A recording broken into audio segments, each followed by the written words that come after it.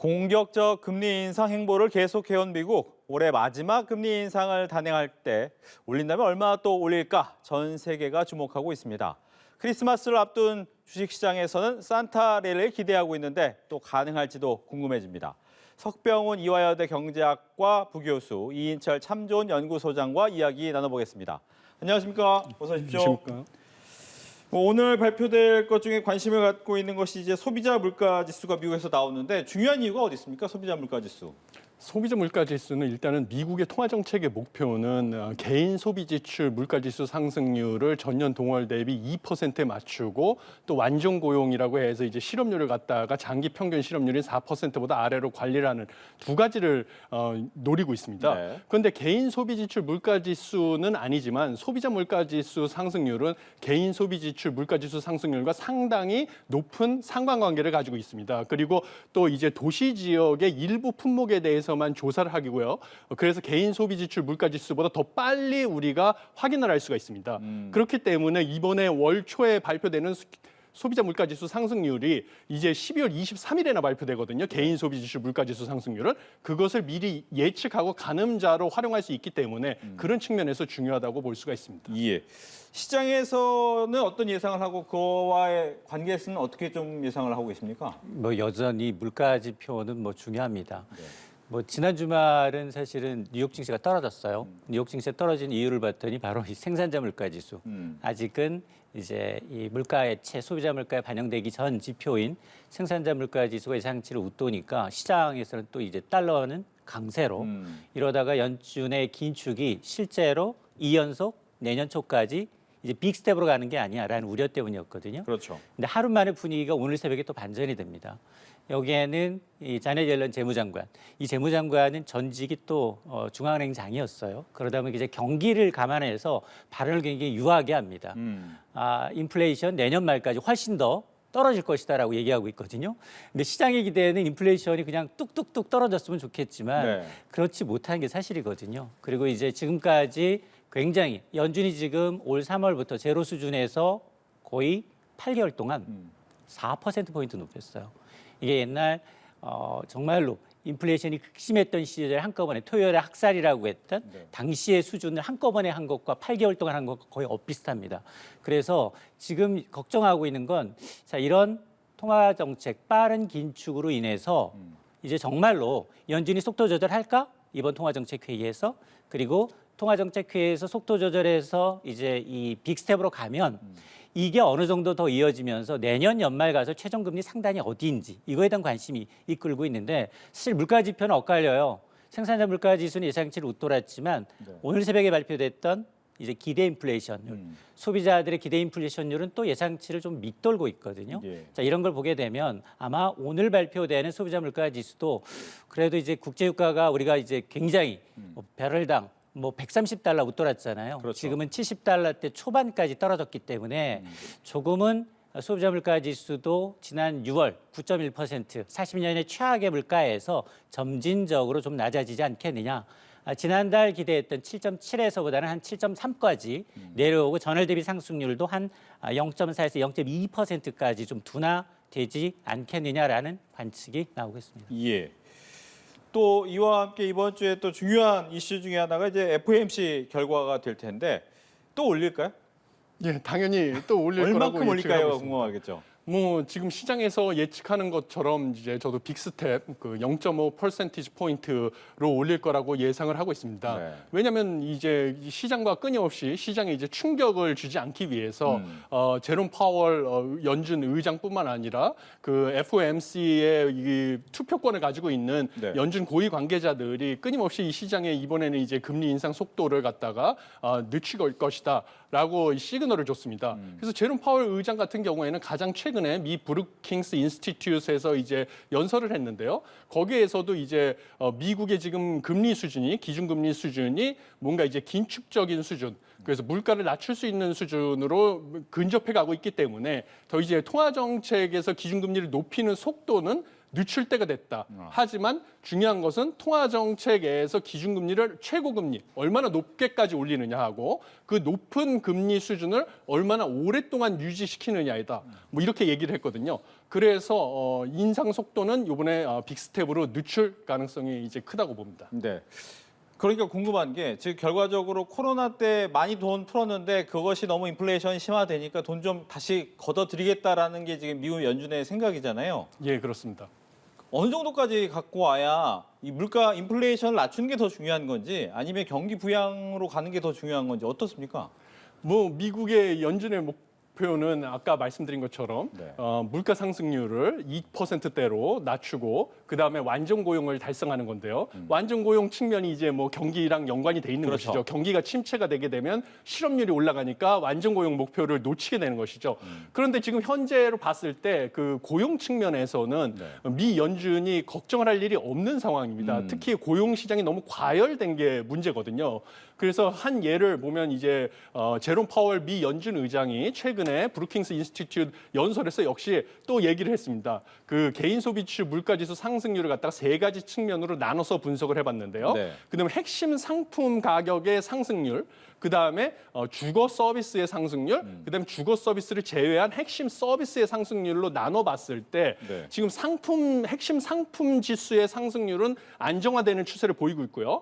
주거 서비스의 상승률은 아직 높은 상승률로 상승하는 추세를 보이고 있지만 신규로 체결되는 월세 계약의 그 월세가 좀 낮아지고 있기 때문에 시차를 두고 월세, 주거 서비스 가격은 낮아질 것이다라고 예측을 하고 있습니다. 근데 문제가 있거든요. 개인 소비 지출 물가지수 상승률에서 가장 큰 폭을 차지하고 있는 주거 서비스를 제외한 나머지 핵심 서비스 지수의 상승률이 네. 특별한 하락폭을 보이는 하락하는 추세를 보이지 않고 있다는 점입니다. 근데 여기는 뭐냐면 서비스 산업이라는 게 결국은 인건비가 제일 중요한 것이거든요. 그래서 이 이유는 뭐냐면 노동시장에서 노동에 대한 수요보다 공급이 너무 부족해서 임금이 아직도 높게 상승하고 있다는 것입니다. 그래서 최근에 발표한 그 시간당 평균 임금 상승률을 보면 네. 전년 전년 동월 대비 상승률이 5.1%나 되거든요. 그래서 이게 제롬 파월 의장이 보기에는 아직도 물가를 안정시키기 위해서 이 임금 상승률을 갖다가 2%포인트에서 1.5%포인트, 그러니까 2%포인트에서 1.5%포인트까지 낮춰야 된다라고 얘기를 하고 있습니다. 그런데 임금 상승률을 낮추려면 두 가지 방법이 있는데요. 노동 공급을 늘리거나 아니면 노동에 대한 수요를 낮추거나 네. 두 가지 방법이 있는 것이죠. 근데 노동의 공급은 지금 늘어날 기미가 보이지 않습니다. 왜 그러냐면 가장 큰 원인은 조기에 은퇴를 한 사람들이 많다는 것이죠. 네. 코로나 팬데믹 이후에 건강에 대한 걱정도 있고요. 그 다음에 이제 부동산 가격이 그 직전에 많이 상승을 해서 내가 많이 부자가 됐으니까 내가 코로나에 다시 걸릴까 걱정도 큰데 왜 내가 다시 나가서 일을 해야 되냐. 그래서 조기 은퇴한 사람들이 많아서 이 사람들이 약 200만 명이 된답니다. 아하. 350만 명의 노동자가 부족한데요. 그렇기 때문에 노동의 공급을 쉽게 늘리기 힘들고요. 결국은 노동의 수요를 낮춰야 된다. 그래서 노동의 수요를 낮추기 위해서는 기준금리를 지속적으로 인상을 해서 결국은 기업들이 고용을 낮추게 경기 침체가 예상돼서 수요가 낮아질 거를 예상해서 고용을 낮추는 수밖에 없다. 그렇게 얘기를 했습니다. 그런 것을 봤을 때 최고금리를 더 오래 가져가고 또 높은 수준으로 지속시킬 거라고 판단하고 있습니다. 예. 즉 뭐 계속해서 금리는 올라갈 것이다라고 하고 있는데 보통 이제 미국 FOMC 같은 경우에 점도표를 많이 보잖아요. 보니까 이 점도표 같은 경우에는 수준이 5%는 좀 넘는 것 같아요. 점도표는 사실은 이제 분기별로 공개가 나오죠. 돼요. 가장 최근 게 9월 데이터입니다.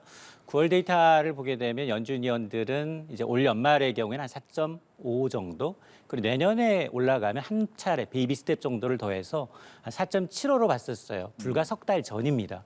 근데 그 사이에 파월 의장은 뭐라고 얘기했느냐? 이미 물가 수준이 너무 높기 때문에 네. 지금 물가를 잡기 위해서 금리 상단은 한 단계 더 올라갈 수밖에 없다. 그리고 금리 인하는 꿈 깨라. 아하. 2024년 이전에는 꿈 깨라는 시그널을 계속해서 보내왔어요.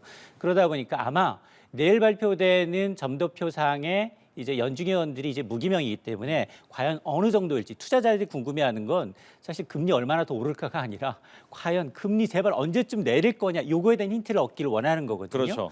그러면 대부분의 뭐 자네 옐렌 재무장관도 마찬가지고 대부분의 연준 위원들이 공통적인 게 2024년 이전에는 금리 내리기 어렵다는 겁니다. 그러니까 연준의 물가 관리 목표치가 2% 내외로 뭐 개인 지출 소비자 물가 지수든 PPI든 CPI든 대부분이 지금 두세 배 이상 높은 상황이에요.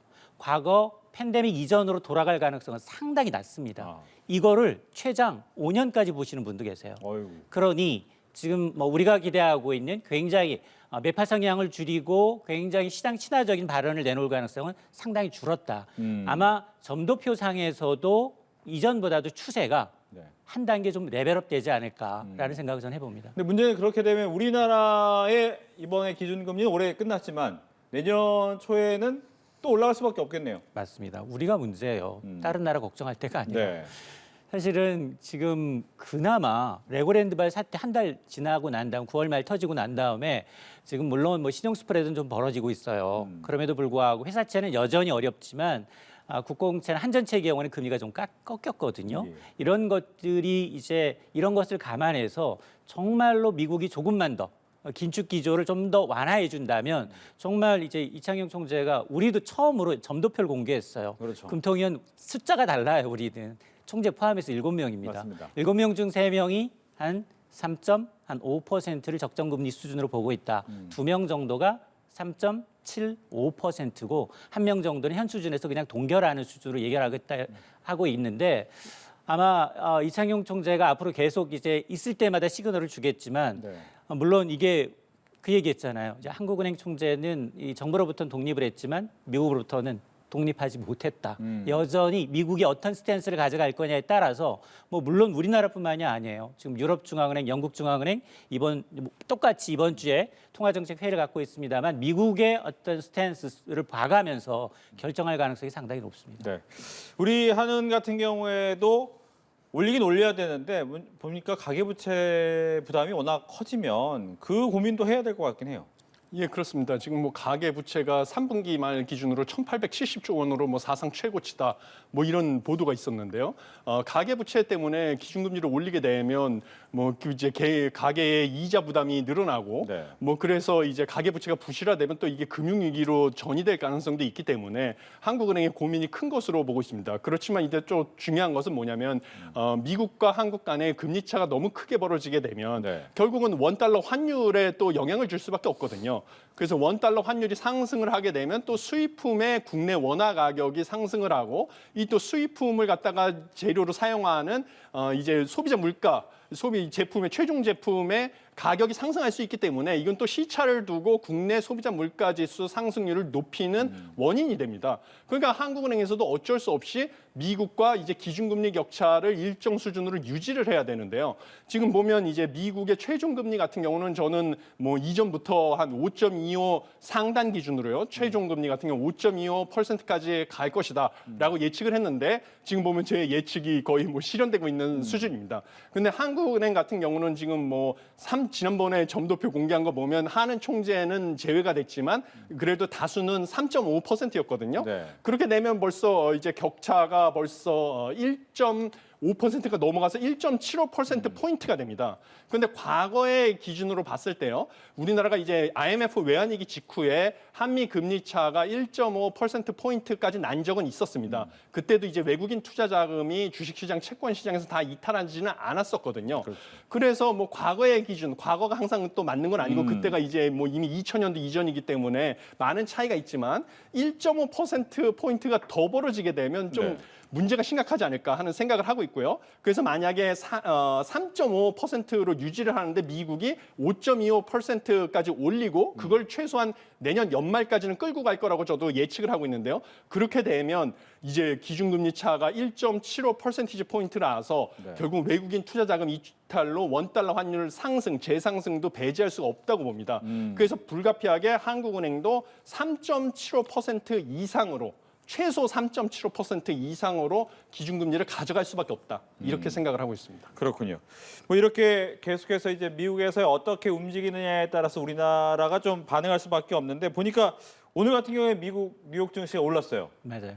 이 뉴욕 증시가 오른 걸 보면 좀 긍정적으로 보는 겁니까? 어차피 오를 건데라고 생각하는 것 같기도 하고요. 사실은 그 연준회의가 보통 이틀 있어요. 근데 지금 우리도 사실은 한은도 금통위는 이틀간 해요, 회의를. 네. 모르시는 분들이 많은데 제가 한은 출입을 했었거든요.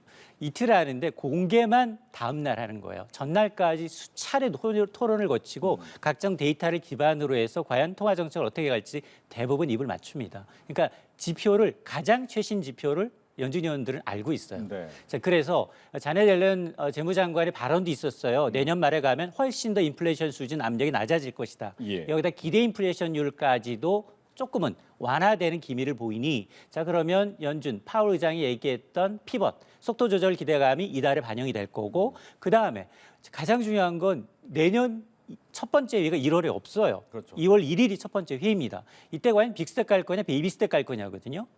지금 전망은 상당히 안 좋아요. 지금 이 페드워치 연방기금 선물 금리를 통해서 이제 금리를 예측해 보면 지금 보니까 이번 달에 이제 빅스텝 가능성은 지금 72대 27. 네. 자이언트 스텝보다 일주일 전에 비하면 이 빅스텝 가능성이 소폭 줄었어요. 이렇게 되면 연 4.5% 간다는 얘기고요, 연말에. 근데 내년 2월 1일 봤더니 빅스텝 가능성이 50%예요. 이 얘기는 베이비 스텝 35니까 오차 범위 내로 벌어지고 있다는 얘기거든요.